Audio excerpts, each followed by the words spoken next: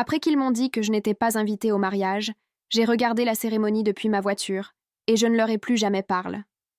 Ces mots résument parfaitement l'humiliation que j'ai ressentie quand ma propre famille a décidé que je ne méritais pas d'assister au mariage de ma sœur. Ils avaient organisé toute la cérémonie en secret, pensant que je n'en saurais rien. Mais ils ne s'attendaient pas à ce que je découvre la vérité de cette façon aussi brutale. Le samedi matin, alors que je terminais tranquillement mon petit déjeuner dans mon appartement parisien, j'ai reçu un appel de ma voisine qui me demandait si j'étais au courant que ma famille était en train de célébrer un mariage dans l'église du quartier.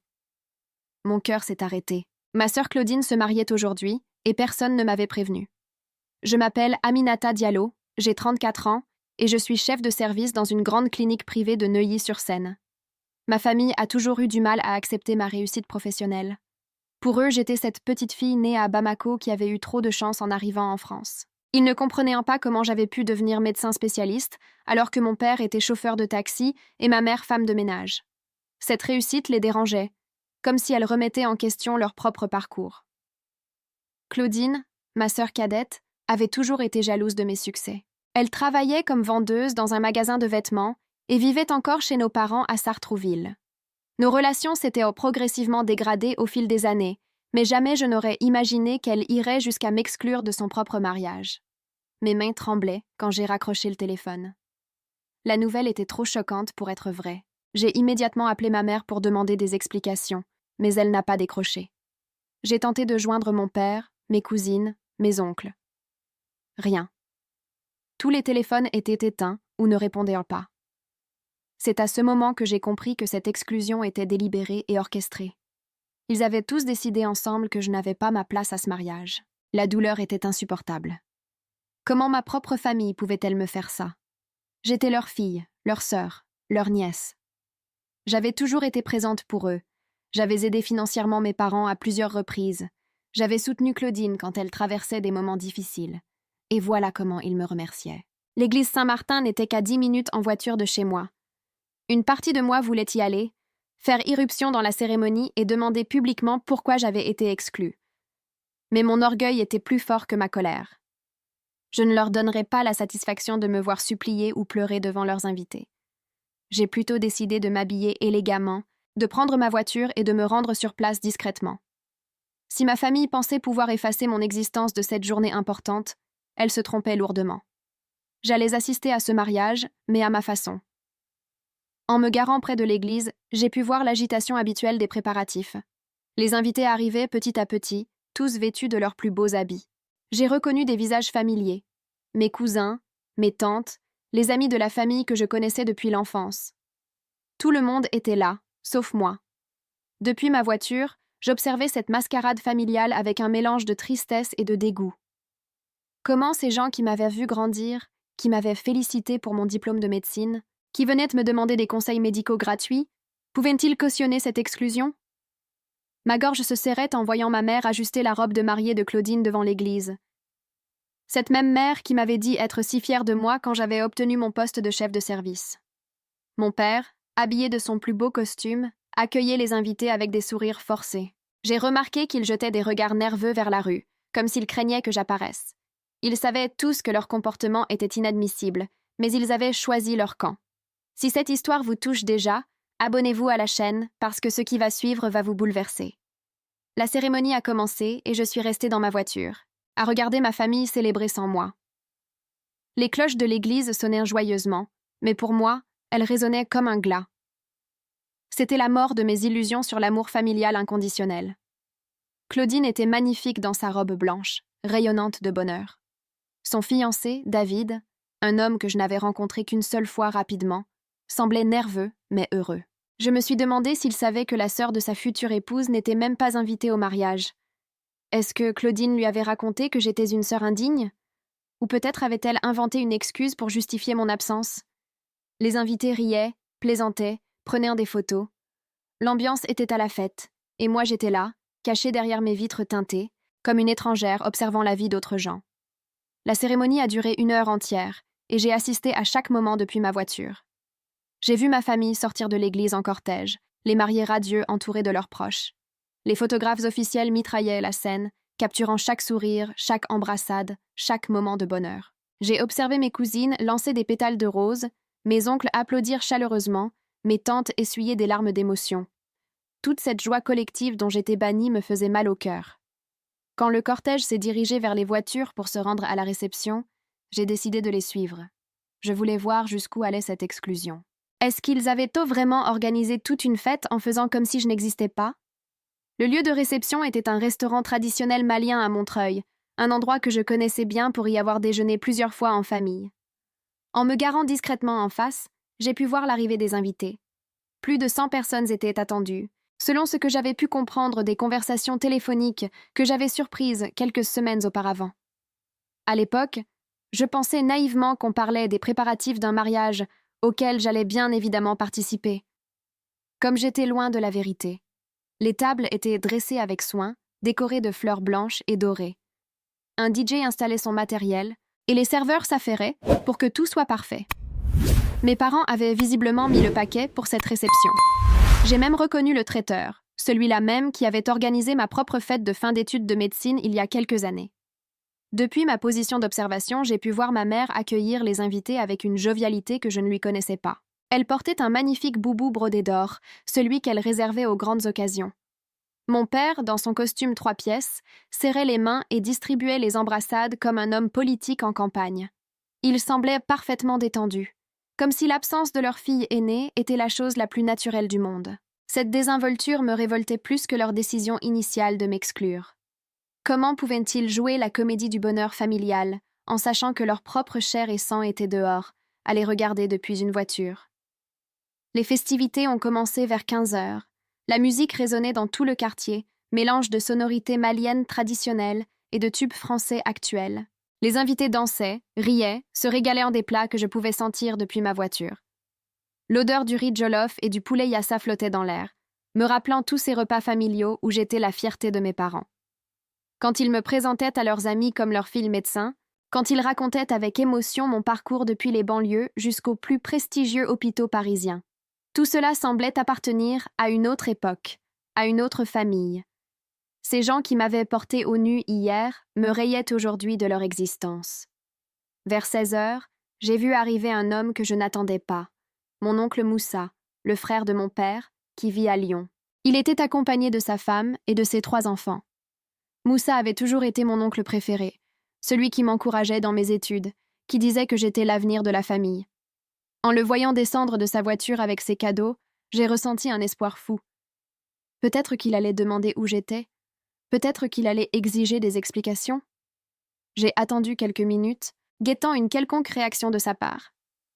Mais rien. Il a embrassé tout le monde, a félicité les mariés, s'est installé à sa table comme si de rien n'était. Soit il était au courant de mon exclusion et l'approuvait, soit ma famille avait inventé une excuse pour justifier mon absence. Dans les 2 cas, c'était un poignard supplémentaire dans mon cœur. C'est à ce moment-là qu'une réalisation terrible m'a frappée. En observant tous ces visages familiers, toutes ces personnes que je côtoyais depuis l'enfance, j'ai compris que je ne connaissais pas vraiment ma famille. Pendant des années, j'avais cru appartenir à un clan soudé, uni par l'amour et la solidarité. J'avais pensé que ma réussite professionnelle était une source de fierté collective, que mes succès rejaillissaient positivement sur tout le monde. Mais en réalité, ma réussite les dérangeait. Elle remettait en question leur vision du monde, leurs excuses, leurs propres échecs. Une femme noire qui devient chef de service dans une clinique privée, ça dérange l'ordre établi. Ça oblige les autres à se poser des questions sur leur propre choix de vie.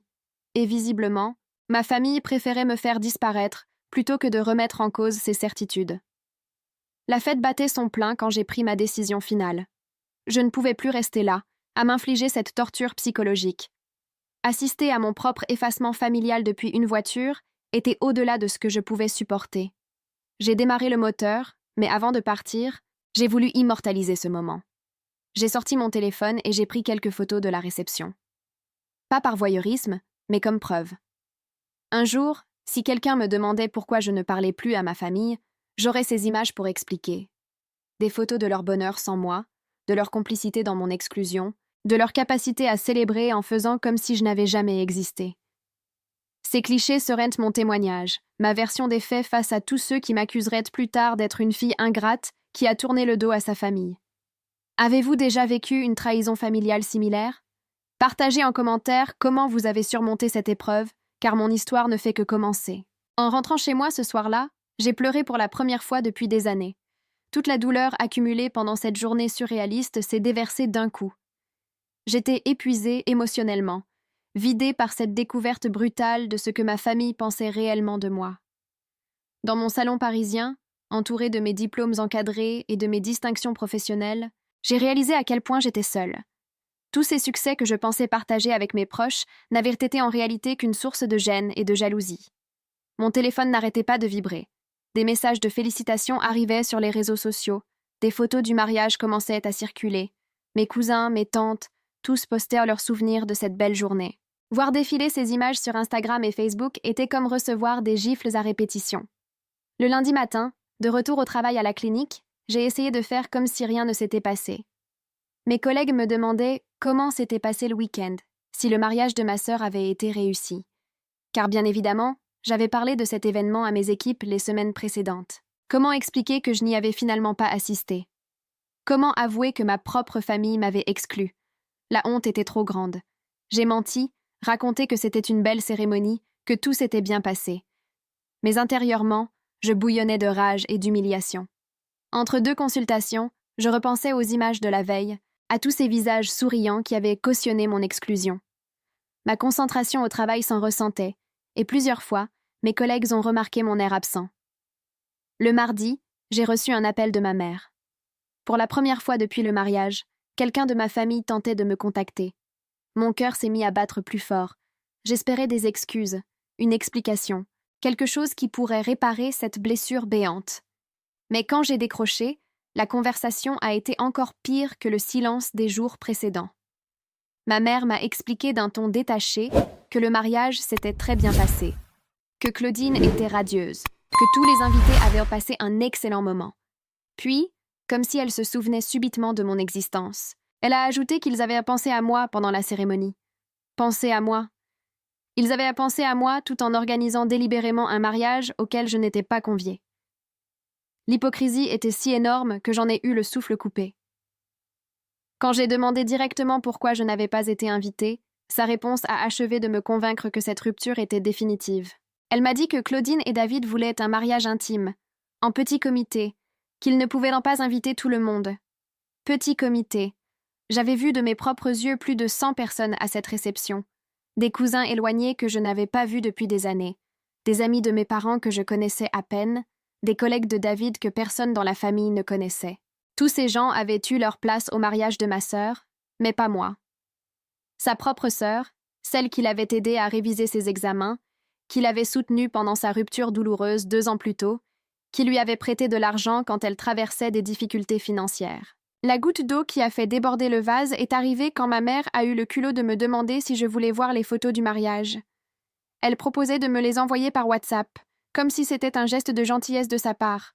J'ai compris à cet instant que ma famille ne saisissait absolument pas la gravité de ce qu'elle avait fait. Pour eux, m'exclure du mariage était un détail mineur qu'on pouvait réparer en m'envoyant quelques photos après coup. Ils ne comprenaient pas qu'ils venaient de détruire à jamais la confiance que j'avais en eux. Comment accepter des photos d'un événement duquel on vous a délibérément écarté? Comment sourire devant des images de bonheur familial quand ce bonheur s'est construit sur votre humiliation? J'ai raccroché sans répondre à sa proposition. Et c'est là que j'ai pris ma décision finale. Plus jamais je ne donnerai à ces gens l'occasion de me blesser. Plus jamais je ne tendrai la joue pour recevoir leurs gifles. S'ils avaient décidé que je n'avais pas ma place dans leur vie, alors eux non plus n'auraient plus leur place dans la mienne. J'ai bloqué tous leurs numéros sur mon téléphone, supprimé leurs contacts de mes réseaux sociaux et décidé de construire ma vie sans eux.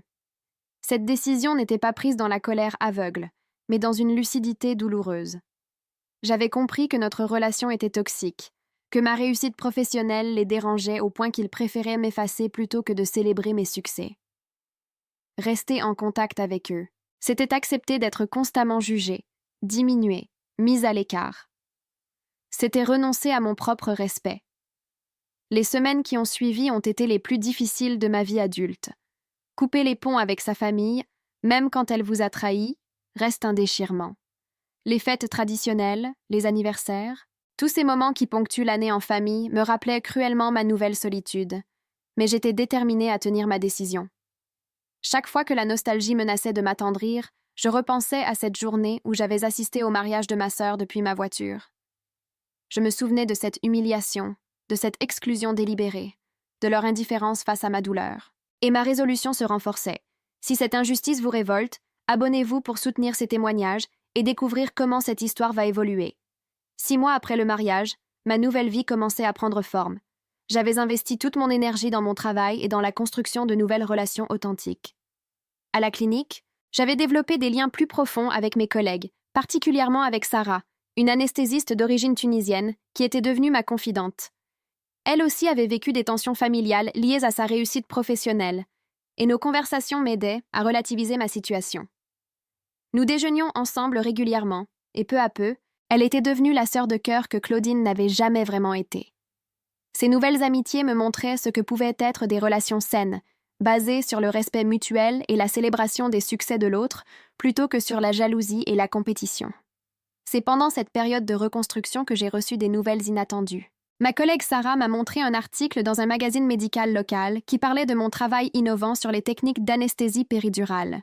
L'article mentionnait mes recherches et mes publications, mais ce qui m'a le plus touchée, c'était le témoignage d'une patiente que j'avais suivie pendant un accouchement difficile. Elle expliquait comment mon professionnalisme et ma bienveillance l'avaient aidée à traverser cette épreuve. En lisant ces mots, j'ai réalisé que ma vraie famille, c'était ces patients que je soignais, ces collègues qui me respectaient, ces gens qui reconnaissaient ma valeur professionnelle et humaine. Pendant que ma famille biologique me tournait le dos, le monde médical me témoignait sa reconnaissance. Quelques semaines plus tard, j'ai appris par une ancienne voisine de mes parents que Claudine et David traversaient des difficultés financières importantes. Apparemment, ils avaient dépensé bien au-delà de leurs moyens pour organiser ce fameux mariage somptueux, et les dettes s'accumulaient. David avait perdu son emploi peu après leur retour de lune de miel, et Claudine avait du mal à joindre les deux bouts avec son seul salaire de vendeuse. L'ironie de la situation ne m'a pas échappé. Ils avaient organisé cette grande fête en partie pour faire impression, pour montrer leur réussite sociale, et maintenant ils en payaient le prix. Pendant qu'ils s'enfoncèrent dans les problèmes financiers, moi je prospérais professionnellement et personnellement. Mais contrairement à ce qu'ils auraient pu faire à ma place, je n'ai ressenti aucune satisfaction malveillante. Leur souffrance ne me réjouissait pas, elle me laissait simplement indifférente. Un matin de printemps, en arrivant à la clinique, j'ai trouvé un message sur ma boîte vocale professionnelle. C'était mon père. Sa voix tremblait, il semblait émotionnellement bouleversé. Il expliquait qu'ils avaient des nouvelles importantes à me donner, que la famille traversait une période difficile et qu'ils avaient besoin de mon aide. Il demandait si je pouvais les rappeler ou passer les voir. En écoutant ce message, j'ai immédiatement compris de quoi il s'agissait. Ils avaient besoin d'aide financière, et ils se souvenaient subitement de l'existence de leur fille médecin. Après m'avoir humilié et exclu, ils revenaient vers moi par intérêt. Cette approche confirme tout ce que j'avais réalisé sur leur vraie nature. Ils ne me considéraient pas comme un membre de la famille à part entière, mais comme une ressource à utiliser en cas de besoin. J'ai effacé le message sans le rappeler. 2 jours plus tard, ma mère a tenté sa chance en m'envoyant un SMS long et larmoyant. Elle expliquait que Claudine était enceinte, mais que sa grossesse se passait mal, qu'elle avait besoin de soins médicaux spécialisés qu'il ne pouvait pas se permettre de payer. Elle demandait si je pouvais les aider, soit financièrement, soit en utilisant mes relations dans le milieu médical pour obtenir des tarifs préférentiels. Le message se terminait par des phrases sur l'importance de la famille et sur le pardon. Encore une fois, ils tentèrent de jouer sur mes sentiments pour obtenir ce qu'ils voulaient. Ils pensaient que la grossesse de Claudine allait m'attendrir, me faire oublier leur comportement passé. Ils se trompaient complètement. La manipulation était si évidente que j'en étais presque amusée. Où était cette importance de la famille quand ils organisaient un mariage sans m'inviter? Où était cette solidarité familiale quand ils me rayèrent de leur vie? Maintenant qu'ils avaient besoin de mon aide professionnelle et financière, la famille redevenait subitement importante. Je n'ai pas répondu au SMS de ma mère. Quelques jours plus tard, c'est mon oncle Moussa qui a tenté sa chance. Lui qui n'avait même pas remarqué mon absence au mariage m'appelait maintenant pour me faire la morale sur mes devoirs familiaux. Il m'expliquait que Claudine était dans une situation difficile, que je devais passer l'éponge sur les malentendus passés et aider ma sœur. Malentendu. Il appelait mon exclusion délibérée du mariage un malentendu. Cette minimisation de ce qu'il m'avait fait subir m'a confortée dans ma décision de maintenir la distance. Ce qui me révoltait le plus, c'était leur incapacité totale à reconnaître leur tort. Pas une seule excuse, Pas un seul mot de regret pour leur comportement. Ils revenaient vers moi comme si rien ne s'était passé, en espérant que mes sentiments familiaux et ma générosité naturelle prendraient le dessus sur ma rancœur. Ils comptaient sur ma culpabilité de femme éduquée et responsable pour me faire plier. Mais ils avaient mal calculé. Les mois de réflexion avaient renforcé ma détermination. J'avais construit une nouvelle vie, entourée de personnes qui me respectaient vraiment. Je n'allais pas sacrifier cette paix retrouvée pour des gens qui ne me valorisaient que quand ils avaient besoin de moi. Leur retour opportuniste ne faisait que confirmer que j'avais eu raison de couper les ponts. Ma décision était prise depuis longtemps. Mais ce qui s'est passé ensuite m'a définitivement convaincue que j'avais eu raison. 3 mois après les premiers appels de détresse, j'ai appris par Sarah que ma réputation dans le milieu médical parisien était en train de prendre une dimension que je n'avais pas anticipée. Un grand hôpital public me proposait un poste de chef de département, avec une augmentation substantielle et la possibilité de développer mes recherches. Cette opportunité représentait l'aboutissement de toutes mes années d'efforts, la reconnaissance ultime de ma compétence professionnelle. En acceptant ce poste, je devenais l'une des plus jeunes femmes noires à diriger un service hospitalier en France. C'était exactement le genre de nouvelles que j'aurais aimé partager avec ma famille autrefois. Mais désormais, cette victoire n'appartenait qu'à moi et à ceux qui m'avaient vraiment soutenue. Le jour où ma nomination a été officiellement annoncée dans la presse médicale, mon téléphone a explosé. Des dizaines d'appels, de messages, de félicitations de collègues du monde entier. L'ironie du sort a voulu que ce soit aussi le jour où ma famille a réalisé l'ampleur de ce qu'ils avaient de perdu en me tournant le dos.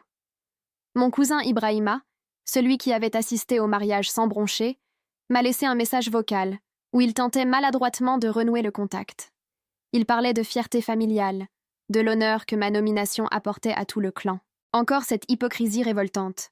Quand ils avaient un besoin d'argent, ils parlèrent de solidarité familiale. Quand ma réussite pouvait rejaillir sur eux positivement, ils parlaient de fierté familiale. Mais quand il s'agissait de m'inclure réellement dans leur vie, de me témoigner de l'affection sincère, j'étais invisible. Le plus pathétique dans cette histoire, c'est que ma famille a commencé à raconter à tout le monde qu'ils étaient fiers de moi, qu'ils avaient toujours soutenu ma carrière. Des amis communs me rapportèrent les conversations qu'ils entendirent dans le quartier. Mes parents se vantaient maintenant d'avoir une fille chef de service. Ils montrèrent les articles de presse à leurs voisins. Ils organisaient même des petites fêtes informelles pour célébrer ma nomination. Cette récupération a posteriori de mes succès était écœurante. Ils s'approprièrent de ma réussite tout en continuant à m'ignorer personnellement. C'était le summum de l'opportunisme familial, bénéficier du prestige de ma position tout en refusant de reconnaître leurs erreurs passées. Claudine, de son côté, a tenté une approche différente. Elle m'a envoyé une longue lettre manuscrite où elle expliquait que sa grossesse lui avait fait réaliser l'importance de la famille. Elle évoquait son futur enfant, parlait du fait qu'elle voulait que sa fille ou son fils connaissent sa tante médecin. Dans cette lettre, elle présentait finalement des excuses pour le mariage, mais de façon tellement édulcorée que c'en était risible. Elle parlait d'un malentendu, d'un quiproquo dans l'organisation, comme si mon exclusion avait été accidentelle. Elle niait complètement la préméditation de leur acte.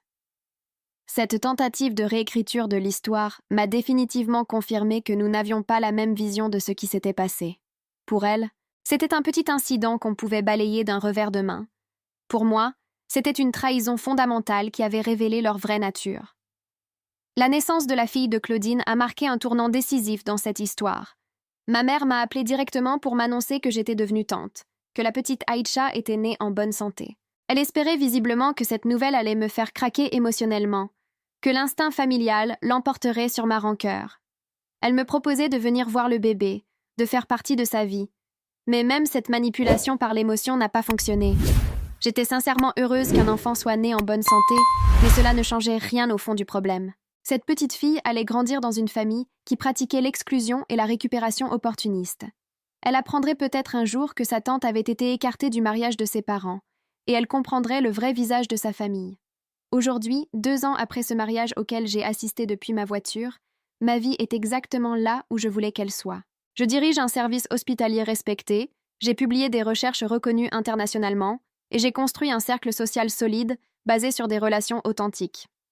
Je n'ai aucun regret d'avoir coupé les ponts avec ma famille.